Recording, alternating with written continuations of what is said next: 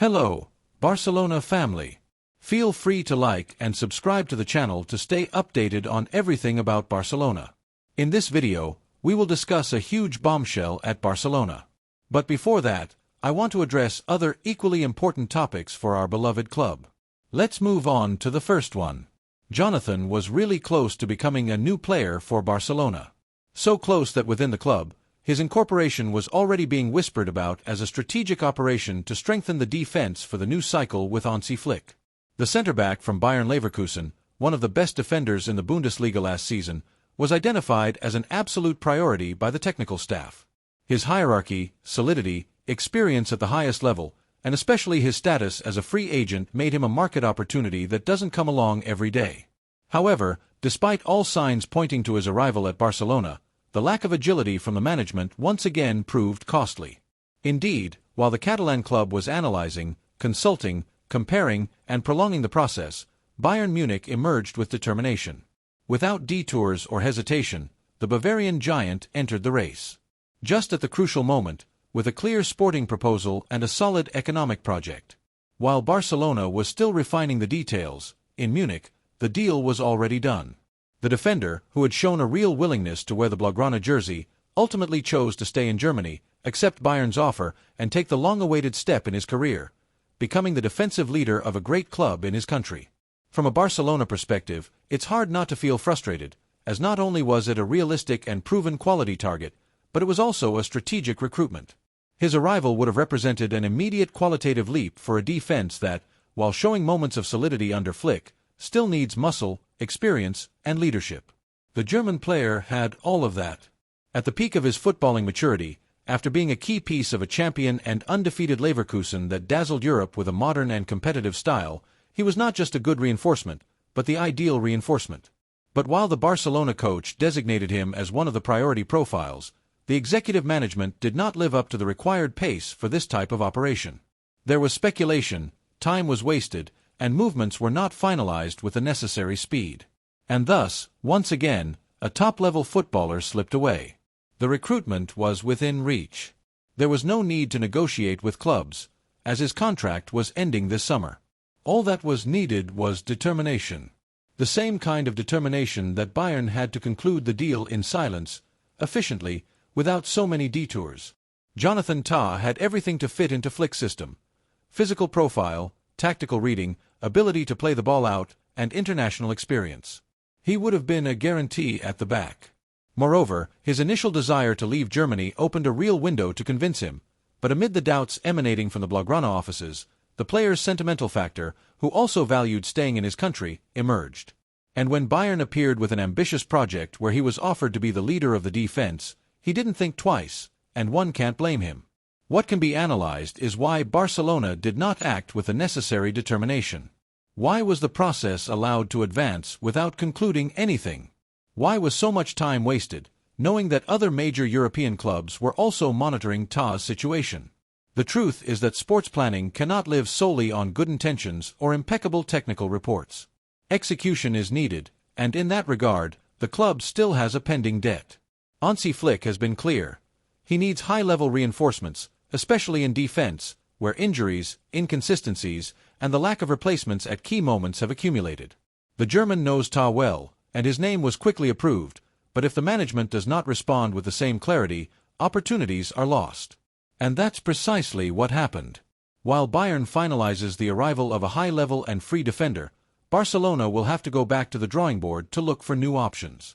But in this market, finding a similar profile with experience, high-level performance, and no transfer fee will not be easy. The level of demand is very high, and the margin for error is minimal. It was a perfect opportunity, and it slipped away. In the Barcelona environment, there is a mix of resignation and anger, as the intention to go for players of this caliber is positively appreciated, but more firmness is demanded to conclude them. Flick arrived with a winning, modern, and demanding mentality, but he needs tools to execute his game idea. And defense is one of the key points to reinforce. The departure of players, the wear and tear of some veterans, and the need to build a solid foundation for the future oblige not to fail in this type of operation. Jonathan Tah will play next season at the Allianz Arena. Bayern strengthens itself with one of the best defenders in Europe without paying a single euro for his transfer. And Barcelona looks at the market again with the feeling that if they had pushed a little earlier, they would be presenting today one of the defensive pillars of the future.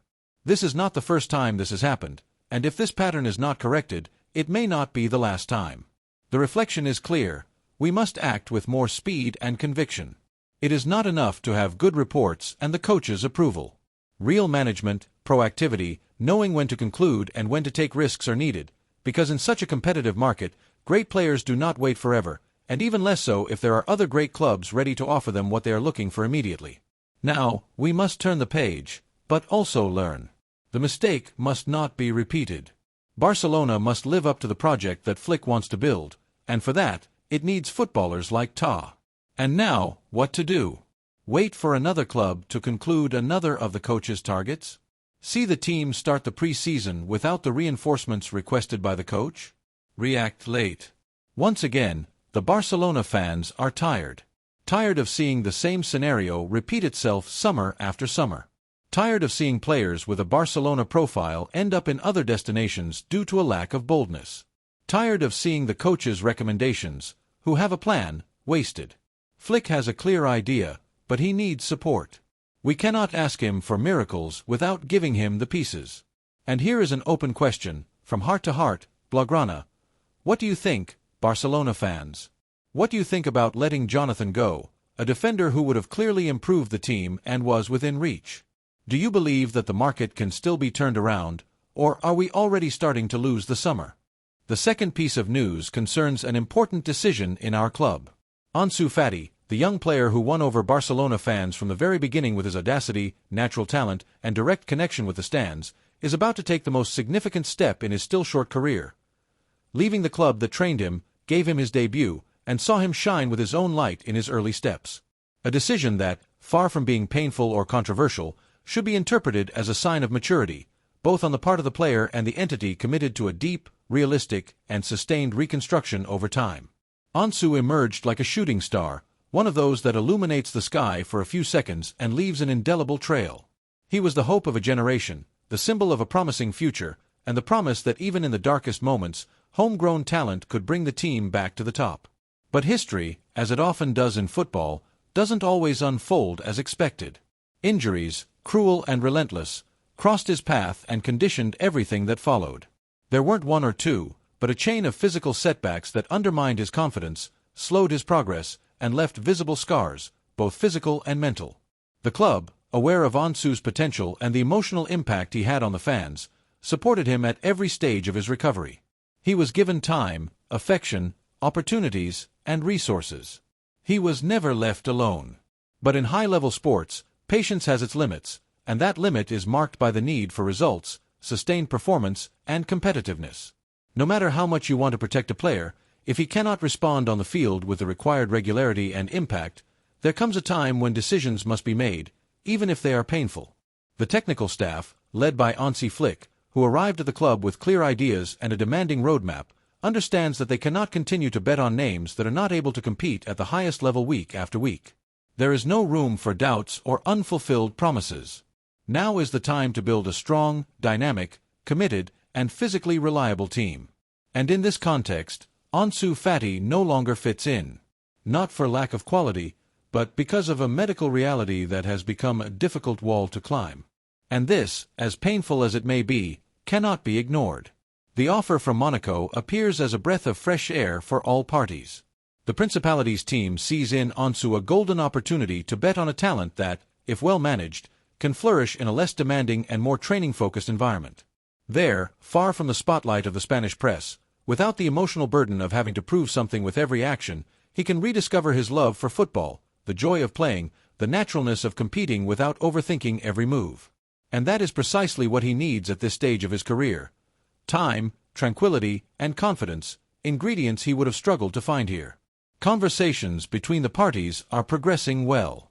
The player's entourage is convinced that League One can be the ideal scenario for this new stage. Monaco's style of play, their bet on young players, the quality of their facilities, and the real possibility of playing consistent minutes are highly valued. For a player who has spent more time in rehabilitation than on the pitch in recent years, this is no minor detail. It is a way to reset his career, start from scratch with a lighter backpack, and with a team ready to give him the protagonism he could no longer have here for logical reasons. Within the club, Ansu's departure is viewed with serenity. There is no drama or controversy. It is seen for what it truly is, a coherent, responsible, and future-oriented move. It is not a definitive farewell in emotional terms. For the bonds formed at La Masia and in the locker room will always endure, but it is a sporting separation that benefits everyone. Freeing up space in the squad and the wage bill allows the club to reallocate resources, bet on profiles more suited to the new project, and maintain a sporting line consistent with the objectives that have been set. The Barcelona fans, who once cheered him so much, have also begun to accept this reality. There are no longer voices demanding more opportunities, for the opportunities were many. There is no longer talk of injustice, for time has shown that continuity does not depend solely on technical decisions.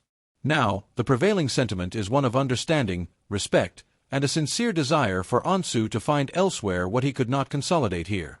For when a player from the youth academy leaves through the front door, without scandal, without reproach, without forcing situations, the bond with the fans remains intact. And that will be the case with Ansu. The history of football is full of similar cases. Players who, due to circumstances beyond their control, could not consolidate their place in their home club but found their best version far from home. And this is not a betrayal, nor a disappointment, it is simply part of the journey. Sometimes, to grow, one must move away from the place that saw them born. And when the return comes, if it comes, it will be from a place of fullness, maturity, and learning. For talent, when it is real, is never lost, it simply needs the right environment to bloom again.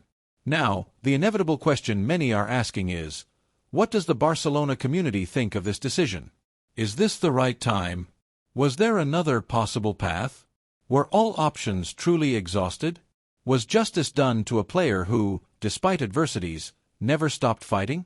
These are valid questions that should be debated with respect and information, but above all, they should be approached understanding that the club is above any name, that the crest demands courageous decisions, and that the future cannot be mortgaged by the nostalgia of the past.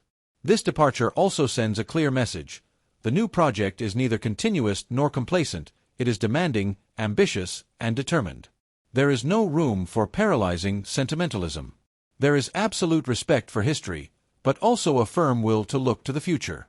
And in this perspective, every decision, no matter how difficult, has a logic that points to a greater goal. The club is in a process of profound transformation where meritocracy will be the norm and performance will mark the path. And this, more than a break with the past, is a natural evolution. Ansu Fati, for his part, leaves with his head held high, not for what he has accomplished, but for what he has represented, for the enthusiasm he has generated, for the commitment he has shown even in the worst moments, for the respect with which he has handled every step. He didn't make a fuss, didn't look for someone to blame, didn't create conflicts. He simply accepted his situation with dignity and is now ready to start over.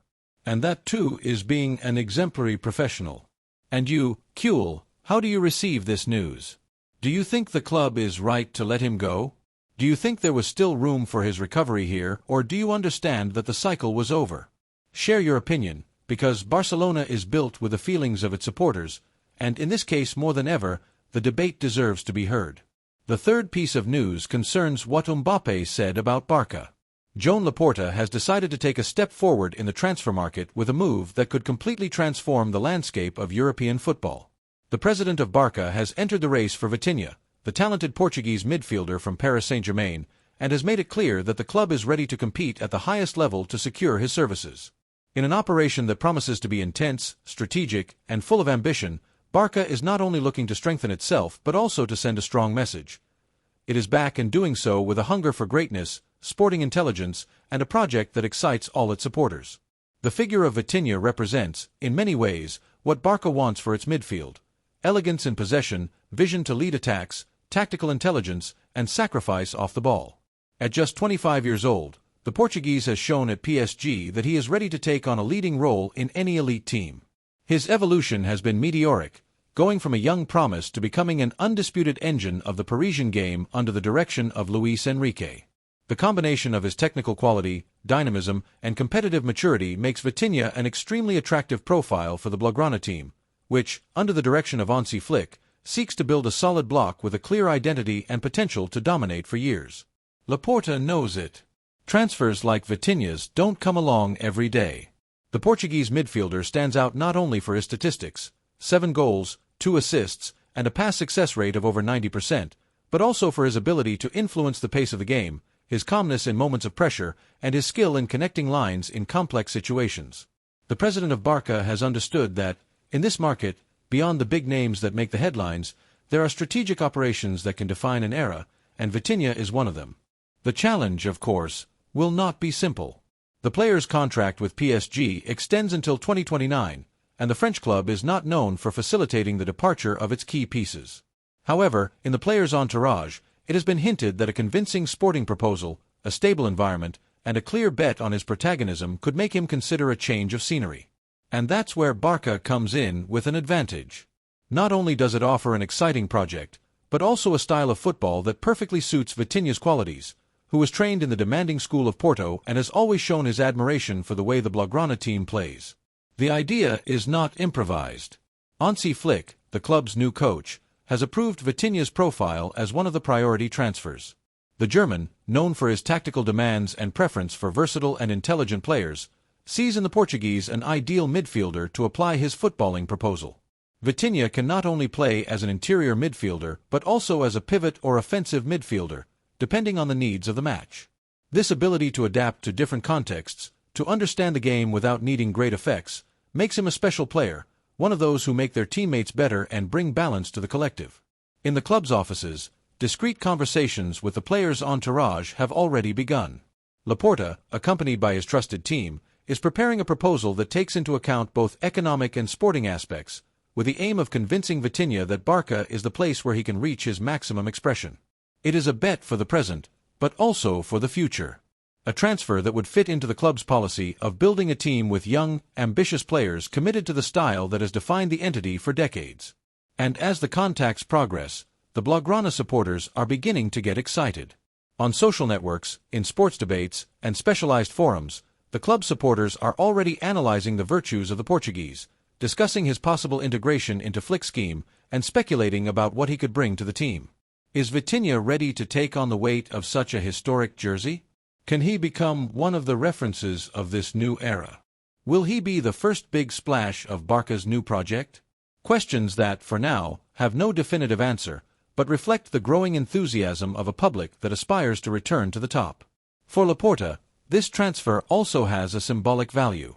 It represents the recovery of an ambition that should never have been lost, the willingness to compete without complexes, and the reaffirmation of a philosophy that prioritizes well-elaborated play, collective intelligence, and passion for the ball.